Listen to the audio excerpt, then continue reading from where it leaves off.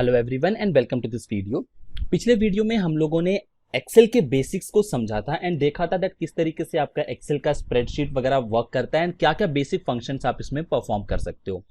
आज के इस वीडियो में हम लोग इसी सीरीज को जो है वो एक्सेल की सीरीज को थोड़ा सा आगे लेकर के जाएंगे एंड आज के वीडियो में बेसिकली हम लोग कुछ डिफरेंट फंक्शंस सीखेंगे, जैसे कि आपका फॉर एग्जांपल आप कैसे फंक्शंस को यूज करते हो, जहां पर हम लोग सम फंक्शन देखेंगे जो हम लोग ऑलरेडी देख चुके हैं। एक तरीके से आप इसको रिवीजन भी, थोड़ा पार्ट जो है वो रिवीजन के तौर पर भी देख सकते हो।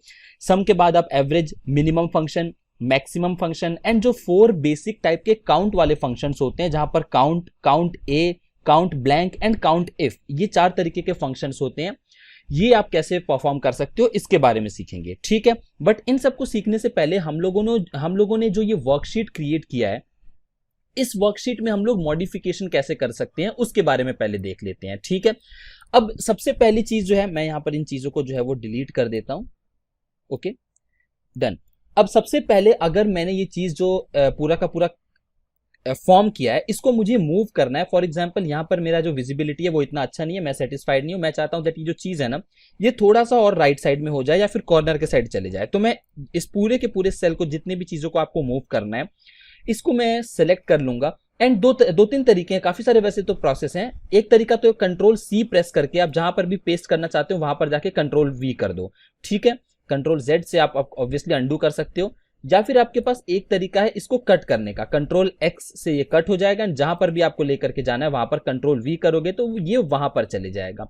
बट इससे भी ज्यादा इफेक्टिव तरीका है दैट आप इस पूरे के पूरे जो भी चीज आपको मूव करनी है उसको आप सेलेक्ट करो। एंड ये जो आपको ग्रीन कलर की आउटर बाउंड्री दिखाई दे रही है, इस बाउंड्री पर जब आप अपना कर्सर लेकर के जाओगे तो ये जो कर्सर है वो 4 साइडेड एरो में कन्वर्ट हो जाएगा। इसके बाद आप इसको लेकर के कहीं पर भी ले जाकर के रख सकते हो। जैसे फॉर एग्जांपल मैं इसको कॉर्नर में रखना चाहूं तो ये कॉर्नर में चला जाएगा। अपार्ट फ्रॉम दैट यहां पर आप देख सकते हो दैट अगर मैं इसको सेंटर में लेकर के आना चाहूं तो ये सेंटर में आ जाएगा, ठीक है भाई। तो ये तो हो गई हम लोग बेसिकली किस तरीके से अपने डेटा को थ्रू द स्प्रेडशीट मूव कर सकते हैं। डन।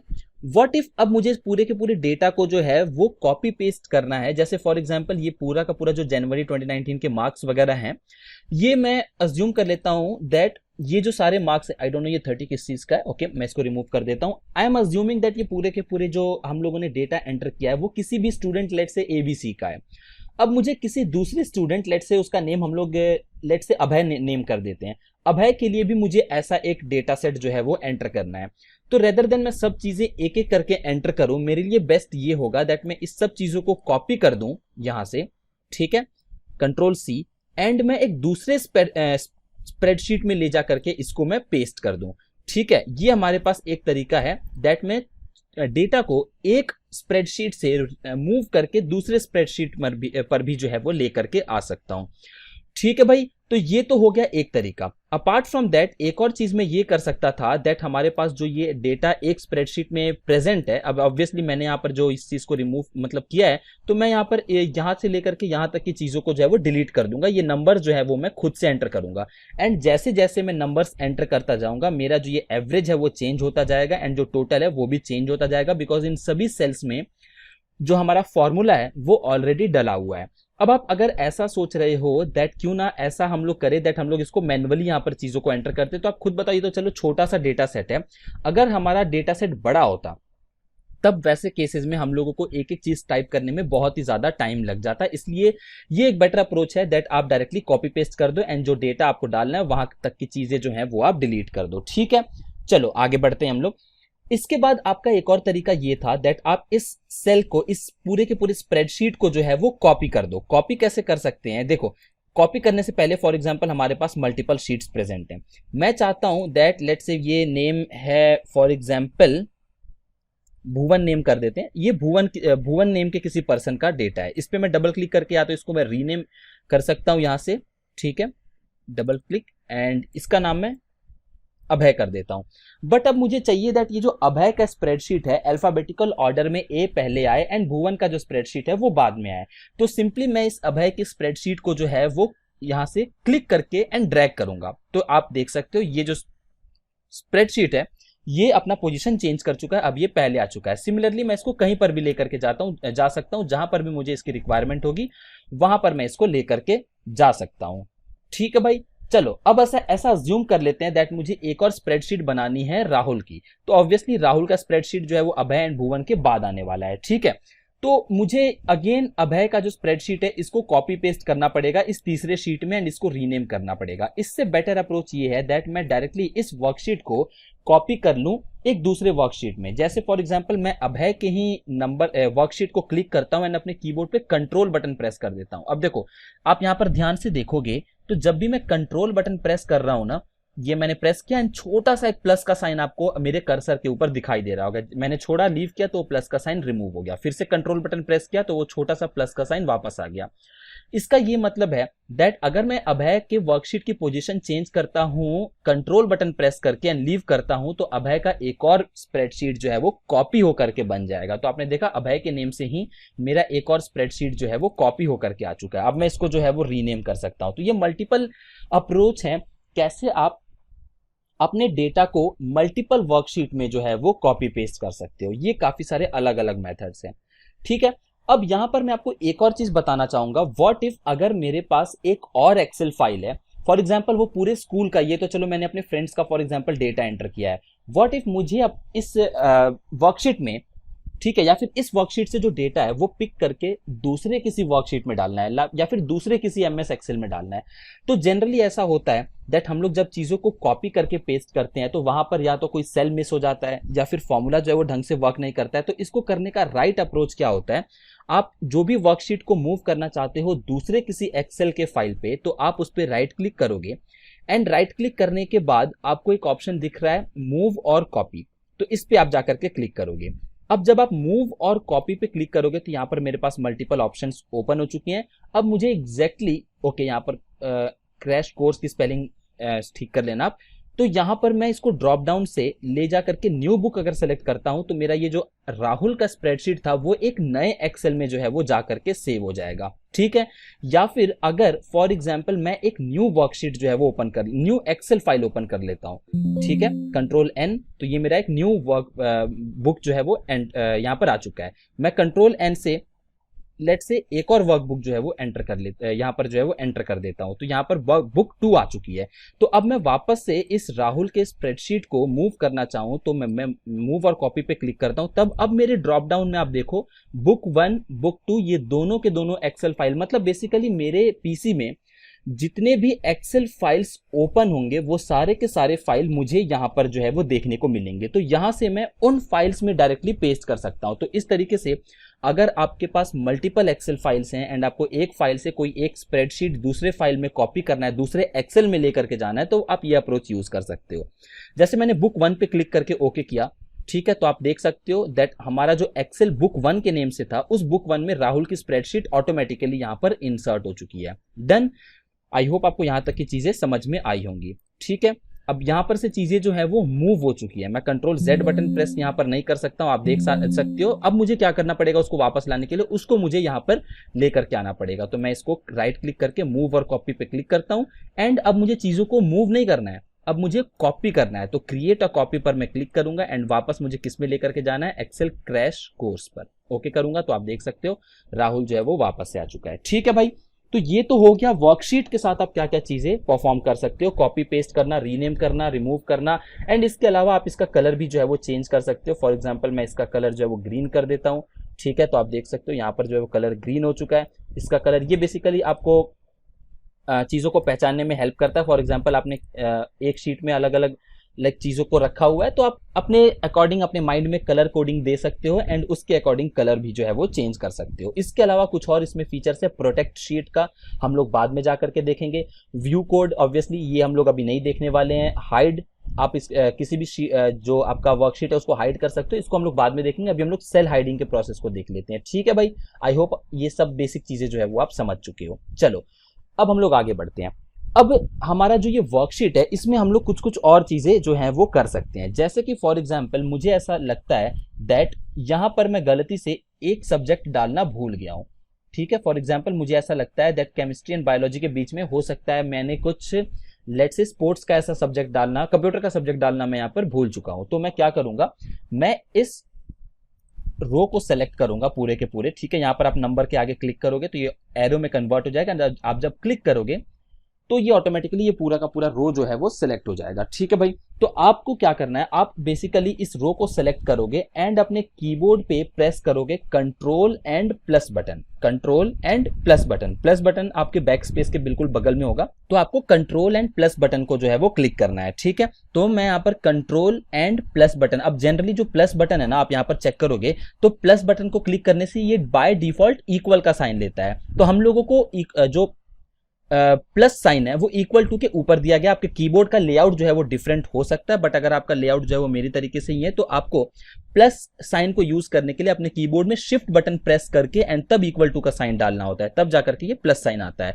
तो ऐसे केस में हम लोगों को अगर प्लस बटन यूज करना है तो हम लोगों को control and shift button press करके प्लस बटन यूज करना होगा। तब आप देख पा रहे हो मेरे सामने एक और रो जो है वो ऐड हो चुका है एंड अब मैं यहाँ पर कंप्यूटर साइंस का नंबर जो है वो ऐड कर सकता हूं एंड यहां पर मैं फॉर एग्जांपल मार्क्स दे देता हूं 76, 54, 23, 21 एंड 87। तो इस तरीके से मैंने कुछ रैंडम नंबर्स डाल दिए एंड जैसे जैसे मैं नंबर्स डाल रहा था आप यहां पर देख पा रहे होगे मेरा जो टोटल है वो ऑटोमेटिकली चेंज होता चला जा रहा था। तो फॉर्मूले डालने का सबसे ज्यादा अच्छा यही बात है दैट अगर आप चीजों को अपडेट भी करते हो तो फॉर्मूला ऑटोमेटिकली जो भी आपने डाला हुआ है, जो भी आपने वैल्यूज अपडेट किए हैं उसके अकॉर्डिंग जो आंसर है उसको चेंज कर देता है। ठीक है भाई, अब व्हाट इफ मुझे ये कंप्यूटर का जो ऑप्शन है वो नहीं चाहिए, तो सिंपल सी चीज है, आप इसको क्लिक करके अगेन से माइनस बटन जो है वो क्लिक करोगे। माइनस बटन मैं यहाँ पर शो कर देता हूं। माइनस बटन को अगर आप नॉर्मली प्रेस करते हो तो ये वर्क करता है, इसको शिफ्ट के साथ आपको प्रेस करने की जरूरत नहीं पड़ती। जैसे अगर मैं शिफ्ट के साथ प्रेस करूं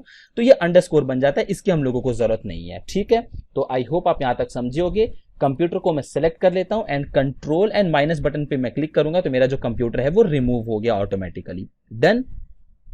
इसको करने का शॉर्टकट अगर आपको याद होता है तो वेल एंड गुड है, बट शॉर्टकट के अलावा भी हमारे पास होम टैब में सेल्स के ग्रुप में एक इंसर्ट का ऑप्शन आ रहा है। फॉर एग्जांपल मैं केमिस्ट्री को सिलेक्ट कर लेता हूं एंड इंसर्ट में आप जाकर के चेक करोगे तो मेरे पास काफी सारे ऑप्शन है, इंसर्ट सेल्स या फिर इंसर्ट शीट रोज। तो इंसर्ट सेल में अगर मैं क्लिक करता हूं तो आप देख पा रहे हो पूरा का पूरा रो ही बेसिकली जो है वो ऐड हो चुका है। ठीक है, एंड सेम जो फंक्शन है इनके बीच में थोड़ा सा माइन्यूट सा डिफरेंस होता है, वो हम लोग आगे चल करके सीख लेंगे, so no need to worry about that. ठीक है, अभी आप बेसिक समझो दैट किस तरीके से आपने इन रोज को जो है वो एडिशनल रोज को जो है वो एंटर करना है। ठीक है, एंड अगेन डिलीट करने के लिए आपके पास ये डिलीट का ऑप्शन है। जैसे फॉर एग्जांपल मैं केमिस्ट्री सेलेक्ट करके एंड डिलीट पे क्लिक करता हूं तो वो ऑटोमेटिकली जो है वो मेरा डिलीट हो चुका है। ठीक है भाई, तो ये तो हो गया कैसे आप रोज को ऐड या डिलीट कर सकते हो। सेम चीज आप कॉलम में भी कर सकते हो। अगर मैं किसी कॉलम को सेलेक्ट करके इंसर्ट बटन पे क्लिक करता हूं तो मेरा जो ये कॉलम है वो चेंज हो जाता है। ठीक है भाई, अब आप यहां पर देख पा रहे होगे दैट यहां पर एक छोटा सा इंसर्ट ऑप्शन आ चुका है, इसके बारे में भी हम लोग जो है वो आगे देखेंगे, बट यहाँ पर जो ऑप्शंस हैं वो आप लाइक सेल्फ एक्सप्लेनेटरी है। Format same as the left, format same as the right या फिर क्लियर फॉर्मेटिंग। बेसिकली इसको लेफ्ट के जैसा आपने फॉर्मेट रखना है, राइट के जैसा रखना है या फिर कोई भी फॉर्मेट नहीं रखना है। ठीक है, तो मैं इसको कंट्रोल जेड कर देता हूँ, ये हम लोग बाद में देखेंगे। ठीक है, तो ये तो हो गया दैट कैसे आप चीजों को ऐड मूव ये सब चीज कर सकते हो। इसके बाद विड्थ की अगर मैं बात करूं तो फॉर एग्जांपल यहां पर हम लोगों ने क्या प्रेस एंटर किया था भाई, हम लोगों ने कंप्यूटर साइंस एंटर किया था, राइट। तो मैं कंप्यूटर साइंस को वापस से लेके आता हूं। ठीक है, ओके, अब आप देखो ये जो कंप्यूटर साइंस है वो आधा अधूरा लिखा हुआ है। ठीक है, सिमिलरली आप अगर मेरा जो सेल है, मेरा जो एक्सेल का सेल है उसमें मैं कुछ ऐसी वैल्यू डाल देता हूं जो कि सेल के विड्थ में फिट नहीं आ रही है, तो हमारा जो सेल है उसको हैश हैश हैश करके शो करने लगता है। ये ऐसा इसलिए होता है बिकॉज जो भी चीज आप वहां पर एंटर करने की कोशिश कर रहे हो उसके लिए सफिशिएंट स्पेस प्रेजेंट नहीं है उस सेल में, तो हम लोगों को उस सेल का स्पेसिंग जो है वो चेंज करना रहता है। ठीक है, स्पेस वगैरह को चेंज करने के लिए आपके पास फॉर्मेट के भी ऑप्शन है। जैसे आप यहाँ पर होम में सेल्स में जाकर के फॉर्मेट देखते हो तो row height, column width, default width, ये सब कुछ ऑप्शंस आ जाते हैं, बट इतना ज़्यादा आपको यहाँ तक ऑप्शंस में जाने की ज़रूरत नहीं है। इस चीज़ को ठीक करने के लिए हमारे पास मल्टीपल वेज हैं। पहला तो ये दैट ये बी और सी के बीच में आप जब अपने कर्सर को लेकर के आओगे इस लाइन के थोड़े से आसपास में, तो आपका जो कर्सर है वो टू साइडेड एरो एंड एक स्ट्रेट लाइन में कन्वर्ट हो जाएगा कुछ इस तरीके से। आपको इस लाइन को पकड़ करके एंड ड्रैग करना है कब तक, जब तक कि आपको ये ना लगे दैट एग्जैक्टली हाँ चलो ठीक है भाई यहां तक जो मेरी चीजें हैं वो ओके हैं। ठीक है, तो आप देखो साइंस मैंने लिखा है, इसको मुझे ड्रैग करना है। ओके, अभी और ड्रैग करने की जरूरत है। ठीक है, तो इस तरीके से मैंने इसको ड्रैग करके एंड सारे के सारे नंबर को जो है वो यहाँ पर शो कर दिया। सिमिलरली यहाँ पर मैं थोड़ा सा और ड्रैग करूंगा तो मेरा जो जनवरी 2019 है वो मुझे दिखने लगेगा। ये तो हो गया एक तरीका। एक और तरीका ये है दैट अगर आपको आइडिया नहीं है दैट कितने ज़्यादा मुझे ड्रैग करने की ज़रूरत है, या फिर आप चाहते हो दैट सेल जो है वो ऑटोमेटिकली अपने आप को एडजस्ट कर ले जो भी नंबर या फिर टेक्स्ट जो है वो इस सेल के अंदर लिखा हुआ है, तो आपको सिंपली इस लाइन पे जाकर के डबल क्लिक करना है। तो जैसे मैं इस पे डबल क्लिक करता हूं तो automatically the cell will change itself to the size, जहां पर वो अपने अंदर एंटर्ड वैल्यू को अच्छे तरीके से स्टोर कर सके। सिमिलरली मैं सी एंड डी के बीच में कर्सर को लेकर के जाऊंगा एंड डबल क्लिक करूंगा तो ये भी मेरा जो है वो जनवरी 2019 को एक बेसिक सा मतलब एक्सटेंड कर देगा एंड जैसा हम लोगों को देखना था वैसा यहाँ पर जो है वो फिट हो चुका है। ठीक है भाई, ठीक है भाई। तो आई होप आपको यहाँ तक की चीजें जो है वो समझ में आई होंगी। तो चलो हम लोगों ने क्या क्या सीख लिया अभी तक। कॉपी पेस्ट वगैरह करना सीख लिया है, रो एंड कॉलम ऐड करना सीख लिया है, विड्थ वगैरह चेंज करना सीख लिया है।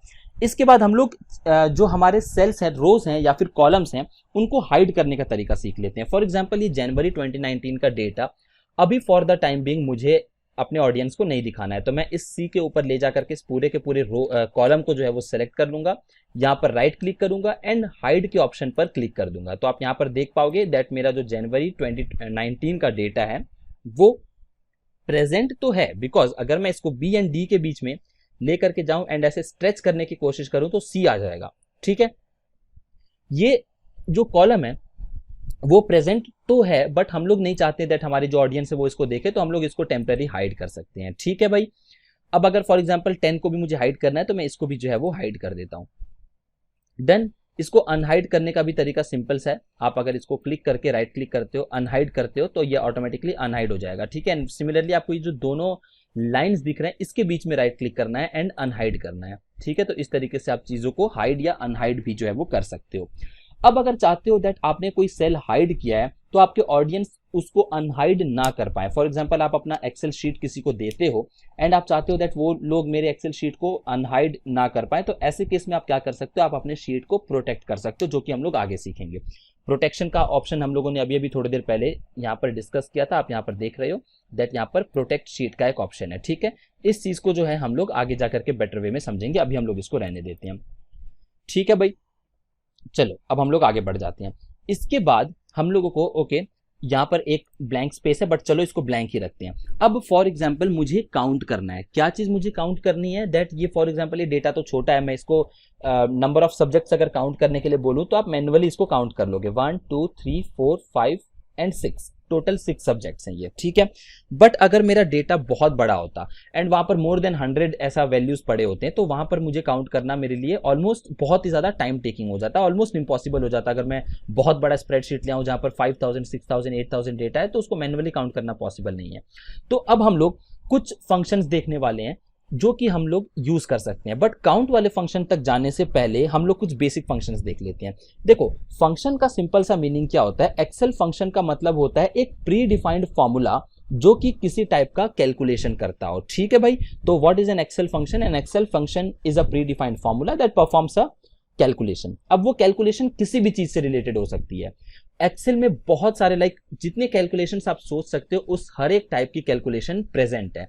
जैसे फॉर एग्जांपल आप फॉर्मूलाज के टैब में जाते हो, ठीक है, यहां पर आप ध्यान से देखोगे दैट एक्सेल आपका एग्जैक्टली क्या क्या चीजें मैनेज कर सकता है। ठीक है, ऑटो सम तो हम लोगों ने किया ये, जहां पर sum, average, count numbers, minimum and maximum, ये सब तो हमारे बेसिक से फंक्शन है, ये सबको ही लगभग आ रहा होता है, रिसेंटली यूज्ड। ठीक है, इसके अलावा फाइनेंशियल फीचर्स भी यहाँ पर अवेलेबल हैं, जो कि अगर आप फाइनेंस बैकग्राउंड से हो तो इसमें से ज्यादातर चीजें आपको पता होगा। ठीक है, net present value, internal rate of return, इस तरीके से modified internal rate of return, इस तरीके से सारी की सारी चीजें आप जो है वो चेकआउट कर सकते हो, पेमेंट ऑप्शंस एंड ऑल। तो ये एक्सेल जो है वो बहुत अच्छा एक टूल बन जाता है, जहां पर अगर आपने कार के लिए, हाउस के लिए या फिर अपने पर्सनल लोन को ले रखा है एंड आपको कैलकुलेट करना है दैट मुझे ईएमआई कितनी भरनी पड़ेगी, तो वो कैलकुलेटर भी जो है वो आप यहाँ पर जो है वो फॉर्म कर सकते हो, या फिर कुछ वर्कशीट्स बनी बनाई आप इंटरनेट से डाउनलोड कर सकते हो, जिसमें वैल्यूज को पुट करके आप अपने रिजल्ट को जो है वो फाइंड आउट कर सकते हो, या फिर आपको rate of interest find out करना है या फिर आपको ईएमआई फाइंड आउट करना है, वो आप यहां से कर सकते हो। सिमिलरली हमारे पास लॉजिक्स में भी बहुत सारे फंक्शन है, एंड, फॉल्स, इफ, ठीक है, लेट, नॉट, और स्विच, बहुत सारे हमारे पास यहाँ पर फंक्शंस प्रेजेंट है। टेक्स्ट के लिए भी हमारे पास अलग अलग चीजें प्रेजेंट है, लोअर, मिड, इतने सारे फंक्शंस है। ऑब्वियसली हम लोग हर एक फंक्शन को यहाँ पर नहीं, पॉसिबल नहीं है हम लोग हर एक फंक्शन को इन वीडियोस में कवर कर सके। मैं कुछ बेसिक फंक्शंस टच करूंगा एंड आपको ओवरऑल स्ट्रक्चर बता दूंगा, सो दैट आप अपने जॉब में या फिर डे टू डे लाइफ में जो भी यूज करना चाहो आप उसको ढूंढ करके यूज कर पाओगे। ठीक है, हम लोग बेस को रेडी कर सकते हैं अपने, सो दैट आप फ्यूचर में कोई फंक्शन देखो तो आपको पता चल जाए दैट इसको यूज कैसे करना है। सिमिलरली हमारे पास डेट एंड टाइम के बहुत सारे फंक्शंस हैं। लुकअप एंड रेफरेंस आपने सुना होगा, वी लुकअप, वर्टिकल लुकअप हो गया, हॉराइजॉन्टल एच लुकअप हो गया, तो यहाँ पर भी बहुत सारे आपके पास ऑप्शंस हैं। मैथमेटिक्स की अगर हम लोग बात करें तो यहाँ पर भी काफी सारे ऑप्शंस प्रेजेंट हैं। मोर फंक्शंस में आपका स्टैटिस्टिकल में एवरेज, एवरेज इफ, तो काफी सारे आपने देखा दैट मोर देन 300-400 से ज्यादा फंक्शंस यहाँ पर प्रेजेंट है। आपको इनको यूज करना है बेस डिपेंडिंग ऑन कि आप कौन से फील्ड में हो, आप एक्सेल को किस लिए यूज करना चाहते हो। ठीक है भाई, चलो अब हम लोग सबसे पहले देख लेते हैं दैट किसी भी फंक्शन को हम लोग यूज कैसे करते हैं। देखो, किसी भी फंक्शन को अगर आपने यूज करना है, चाहे वो फंक्शन जो है वो एडिशन का हो, सब्ट्रैक्शन का हो, मल्टीप्लिकेशन हो, डिवीजन हो, या फिर हम लोग फाइनेंस की बात कर लें, पेमेंट, ईएमआई, कुछ भी आपको यूज करना है, तो सबसे पहली चीज आपको जो है वो फंक्शन को कॉल करने के लिए इक्वल टू बटन जो है वो प्रेस करना पड़ेगा। तो जैसे ही आप अपने कीबोर्ड पर इक्वल टू बटन प्रेस करते हो तो एक्सेल जो है वो रेडी हो जाता है एंड एक्सेल को ये चीज पता चल जाती है दैट अब आप कोई सा फंक्शन यूज करने वाले हो। इस इक्वल टू साइन के बाद आपको अपने फंक्शन का नाम इंसर्ट करना होता है। फंक्शन का नेम क्या है भाई? फंक्शन का नेम अगर आपको ऐड करना है तो फंक्शन का नेम सम है, माइनस करना है तो फंक्शन का नेम डिफरेंस है, एंड ऑल। ठीक है, एवरेज, काउंट, इफ, बहुत सारे फंक्शंस हैं जो भी फंक्शन आपको कॉल करना है। तो फॉर एग्जांपल मैं सम कॉल कर लेता हूं।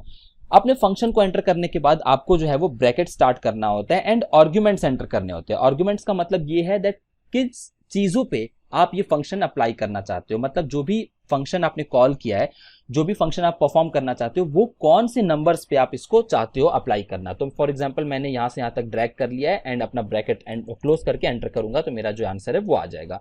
ये ग्रीन सिंबल क्यों आ रहा है मैंने आपको ऑलरेडी ये चीज बता दिया था, बिकॉज ये जो फॉर्मूला हमने एंटर किया है तो हमारा जो एक्सेल है वो ये सोच रहा है दैट गलती से मैंने ये वाला सेल जो है वो ऐड करना भूल गया हूं, बट ऐसा नहीं है।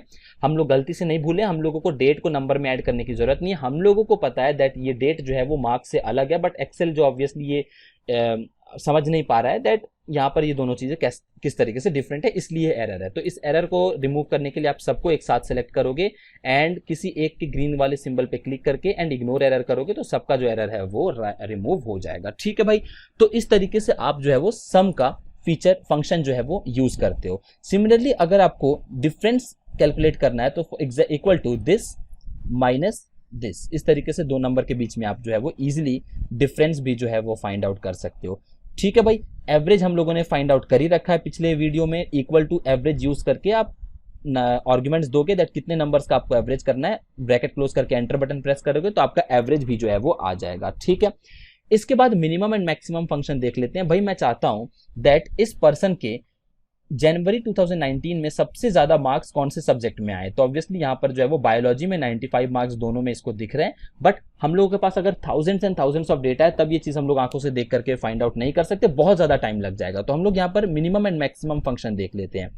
इक्वल टू, पहले मिनिमम देख लेते हैं। मुझे पता करना है दैट मिनिमम फंक्शन जो है वो कहाँ आ रहा है। ठीक है, तो मिनिमम आ रहा है तो मैं टैब बटन प्रेस कर दूंगा। इससे क्या होगा, जो फंक्शन हाईलाइटेड होगा वो यहाँ पर इस सेल में ऑटोमेटिकली लोड हो जाएगा। इसके बाद मैं नंबर्स दूंगा, तो नंबर्स हमारे पास यहाँ से लेकर के यहाँ तक है। ठीक है, ब्रैकेट क्लोज करूंगा एंड एंटर बटन प्रेस करूंगा तो हमारा नंबर आ जाएगा 70। ठीक है, हम लोग ये भी तरीका सीखेंगे आगे चल करके दैट हमारा 70 जो है वो केमिस्ट्री में ही आया है, ये हम लोग कैसे पता कर सकते हैं ये हम लोग आगे देख लेंगे। ठीक है, तो अभी मैं आपको बस बेसिक्स ऑफ फंक्शंस बता रहा हूं। ओके, तो यहां पर 70 आ गया। सिमिलरली मैं मैक्सिमम फंक्शन को भी जो है वो यूज कर सकता हूं, इक्वल टू मैक्स। ठीक है, एंड यहाँ पर ये हाईलाइटेड है, या तो मैं इस पर क्लिक कर दूं या फिर अपना टैब बटन प्रेस कर दूं। इस तरीके से आप इस फंक्शन को जो है वो यूज कर सकते हो। ठीक है, यहां से लेकर के यहां तक मैं सिलेक्ट करूंगा अपना लाइक ब्रैकेट क्लोज करूंगा, एंटर बटन प्रेस करूंगा तो आप यहां पर देख पा रहे हो 95 जो मेरा नंबर है वो यहां पर मुझे शो किया जा रहा है। मुझे पता चल चुका है दैट 95 जो है वो लोवेस्ट मार्क्स है। ठीक है भाई, आई होप यहां तक की चीजें आपको समझ में आई होंगी। मिनिमम एंड मैक्सिमम फंक्शन भी आपको समझ में आया होगा। अब व्हाट इफ मैं ऐसा जानना चाहता हूं दैट मेरे पास टोटल कितने सब्जेक्ट हैं, ये यहां से यहां तक टोटल काउंट कितना है, तो 1 2 3 4 5 6 टोटल 6 हमारे सेल्स हैं। बट मुझे फॉर एग्जांपल बहुत बड़ा स्प्रेडशीट दिया गया है, मुझे अभी ये चीजें नहीं पता है, तो मैं यहाँ पर काउंट फंक्शन यूज करूंगा, equal to COUNT, count, tab button, and यहां से लेकर के यहां तक की चीजों को सेलेक्ट करूंगा, ब्रैकेट क्लोज करके एंटर करूंगा, तो आप देखो 6, जैसा कि मैंने आपको बताया था हम लोगों ने 6 सब्जेक्ट्स का यहाँ पर डेटा एंटर किया है, तो मेरे पास 6 लिखा हुआ आ गया। ठीक है भाई, ओके डन। अब फॉर एग्जाम्पल यहाँ पर मेरे पास कुछ रोज खाली हैं, ठीक है, एंड यहाँ पर एक नंबर जो है वो डिलीट हो गया। ठीक है, तो अब देखो ये नंबर जो है वो 5 में कन्वर्ट हो गया। इसका क्या मतलब है एंड मैंने ऐसा क्यों किया है? देखो अब आप ये चीज समझने की कोशिश करो, मैंने क्या फंक्शन यूज किया है भाई, मैंने काउंट फंक्शन यूज किया है। काउंट फंक्शन बेसिकली आपके एम्प्टी सेल्स को काउंट नहीं करता है। ठीक है, यहां पर देखो एम्प्टी सेल्स ने, तो इसने उसको काउंट नहीं किया है, but at the same time हमारा जो नंबर है ना, हमारा जो काउंट फंक्शन है वो हम केवल और केवल नंबर्स को ही जो है वो फाइंड आउट करता है। जैसे फॉर एग्जांपल यहाँ पे लिखा हुआ है मैंने ZERO, 0 मार्क्स ऐसा लिख दिया है। ठीक है, अब लॉजिकली देखें तो 0 भी हम लोगों ने जो एंटर किया है वो भी एक सब्जेक्ट के मार्क्स हैं, बस इसको नंबर्स में ना रिप्रेजेंट करके मैंने इसको टेक्स्ट में रिप्रेजेंट किया हुआ है। तो ऐसे केस में हमारा सब्जेक्ट का काउंट अभी भी 5 आ रहा है, बट हमारा आना कितना था भाई, 6 आना था, बिकॉज केमिस्ट्री में 0 लिखा हुआ है। बट यहाँ पर ये जो है वो 0 को काउंट नहीं कर रहा है। क्यों? क्योंकि ये एक ड्रॉबैक नहीं कह सकते हैं, ये इसका फीचर है दैट काउंट वाला जो हमारा फंक्शन है वो केवल और केवल नॉन एम्प्टी सेट्स को काउंट करेगा जो कि नंबर्स से भरे हुए हैं, जिसमें केवल और केवल नंबर्स लिखा है। ठीक है, तो आप इस चीज को मेंशन कर लो दैट जो काउंट वाला फंक्शन है केवल और केवल नंबर्स को काउंट करता है, नंबर वाले सेल को काउंट करता है। व्हाट इफ मुझे ये भी काउंट करना है, तो मैं यहां पर जो है वो काउंट ए फंक्शन यूज करूंगा। ए का मतलब हो जाता है ऑल। ठीक है, टैब प्रेस करता हूं एंड एंटर बटन प्रेस करूंगा, आप इसको भी जो है वो नोट कर लो। काउंट ए बेसिकली हर टाइप के सेल को, सेलेक्टेड सेल को काउंट कर लेगा, चाहे आप उसमें नंबर रखो या फिर आप उसमें टेक्स्ट रखो या फिर आप उसमें डेट रखो, डेसिमल रखो, एरर मैसेज रखो, आप कुछ भी रखोगे, काउंट ए फंक्शन जो है वो सबको काउंट कर लेगा। बट यहां पर भी एक चीज है, ये एम्प्टी सेल को जो है वो काउंट नहीं कर रहा है। आई होप आप यहां से चीजों को समझ पा रहे हो। अगर कोई चीज गलती से एम्प्टी छूट गई है बीच में, तो ये उसको जो है वो काउंट नहीं करेगा। डन, आई होप आप यहां तक की चीजें समझ चुके हो। तो यहां पे फॉर एग्जांपल अगर मुझे सब्जेक्ट्स काउंट करने थे, तो मैं यहां पर equal to COUNT count all, and यहां से लेकर के मैं यहां पर सब्जेक्ट्स वाला जो है वो सेलेक्ट करके एंड एंटर बटन प्रेस करूंगा, तो मेरे टोटल नंबर ऑफ सब्जेक्ट्स आ जाएंगे जो कि है 6। ठीक है भाई, तो आपने देखा दैट काउंट एंड काउंट ए किस तरीके से डिफरेंट है। अब यहां पर फॉर एग्जांपल मैं काउंट फंक्शन यूज करता इक्वल टू काउंट। ठीक है, तो यहां पर ये जो है वो कोई मैसेज, मतलब हम लोगों का सब्जेक्ट जो है वो प्रॉपर काउंट करके नहीं देता। ठीक है, ये यहां पर 0 एंटर कर देता, बिकॉज काउंट जो है फंक्शन वो केवल और केवल नंबर्स वाले सेल को ही गिन सकता है, काउंट कर सकता है। काउंट एंड काउंट ए के बाद हमारे पास आता है काउंट ब्लैंक। वो क्या करता है, आपके नंबर ऑफ ब्लैंक सेल्स गिन करके देता है, इक्वल टू काउंट ब्लैंक। ठीक है, यहां से यहां तक अगर मैं सर्च कर लेता हूं, ब्रैकेट क्लोज करके एंटर करता हूं, तो आप देखो जो मेरा सिलेक्टेड वैल्यू था वहां पर उस पूरे में 2 ब्लैंक्स, 2 बेसिकली सेल्स हैं जो कि एम्प्टी हैं। तो ये भी एक काफी अच्छा फीचर बन जाता है जब आपके बहुत ज्यादा डेटा सेट्स होते हैं, तो आप ब्लैंक सेल्स को जो है वो काउंट करके अपने चीजों को जो है वो परफॉर्म कर सकते हो। ठीक है, आप बेसिक आइडिया ले सकते हो दैट बीच में कितने एम्प्टी यहाँ पर सेल्स हैं। ठीक है भाई, आई होप आपको ये चीज समझ में। इसका यूज मल्टीपल जगह पर हो सकता है, जैसे फॉर एग्जाम्पल मैंने यहाँ पर कोई ABC सब्जेक्ट एंटर किया, ठीक है, एंड यहाँ पर DEF सब्जेक्ट एंटर किया, एंड ये बहुत बड़ा स्प्रेडशीट है, आप ऐसा मान लो ये बहुत बड़ा स्प्रेडशीट है। अब मैं जानना चाहता हूँ दैट बीच में कुछ कुछ जगह पर मैंने नंबर एंटर नहीं किया, कुछ कुछ जगह पर मैं नंबर डालना भूल गया हूँ। ठीक है, फॉर एग्जाम्पल मैं यहाँ पर कुछ रैंडम से नंबर डाल देता हूँ। ठीक है, हाँ, अब मैं यहाँ पर बीच बीच में कुछ जगह पे नंबर्स डालना भूल गया हूं, तो मैं यहाँ पर काउंट ब्लैंक का जो फीचर है, फंक्शन है, वो यूज करके देख सकता हूँ दैट एग्जैक्टली मैंने कितनी जगह पर ये गलती की हुई है एंड कितनी जगह पर ये मिस्टेक रह गई है, दैट मैंने जो एम्प्टी सेल्स है वो, मतलब एम्प्टी सेल्स छूट गए हैं। तो ये भी एक तरीका है, आप काउंट ब्लैंक को यूज कर सकते हो।